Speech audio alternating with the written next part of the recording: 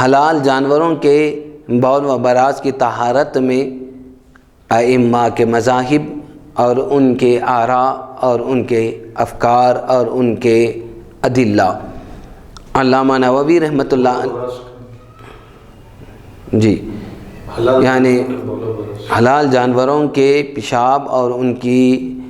کیا ہے بیٹ وغیرہ کے پاک ہونے کے بارے میں ائمہ کے مذاہب کیا ہیں، اس بارے میں ائمہ کیا فرماتے ہیں۔ علامہ نووی رحمۃ اللہ علیہ لکھتے ہیں کہ ان احادیث سے امام مالک اور امام احمد بن حنبل کے اصحاب نے یہ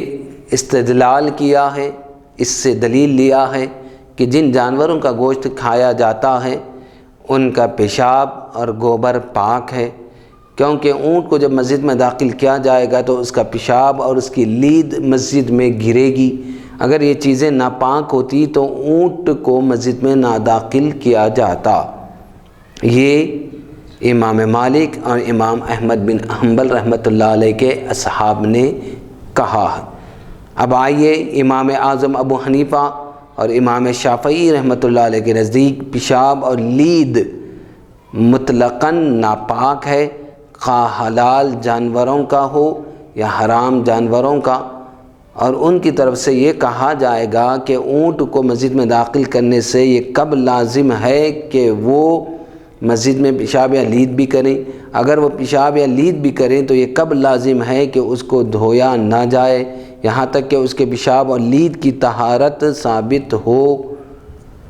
آخر عہد رسالت میں چھوٹے بچوں کو بھی مسجد میں لایا جاتا تھا اور آپ نے ان کے لانے کو مقرر رکھا تھا۔ خود آقا علیہ الصلوۃ والسلام نے اپنی نواسی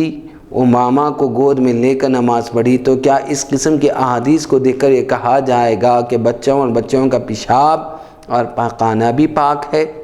اور اگر بچوں کو مسجد میں محض لانے سے یہ لازم نہیں آتا کہ وہ مسجد میں پیشاب وغیرہ کریں تاکہ ان کی طہارت کا مسئلہ اٹھے، تو اونٹ کو مسجد میں محض لانے سے یہ کب لازم آتا ہے کہ اس کا پیشاب اور لید پاک ہو؟ اس کا مطلب یعنی جس طرح چھوٹے بچوں کو مسجد میں لایا جاتا ہے تو اس سے یہ لازم نہیں آتا کہ ان کا پیشاب اور پیخانہ بھی حلال ہو جائے، پاک ہو جائے اور اس کو پاک قرار دیا جائے، اس طرح نہیں ہے۔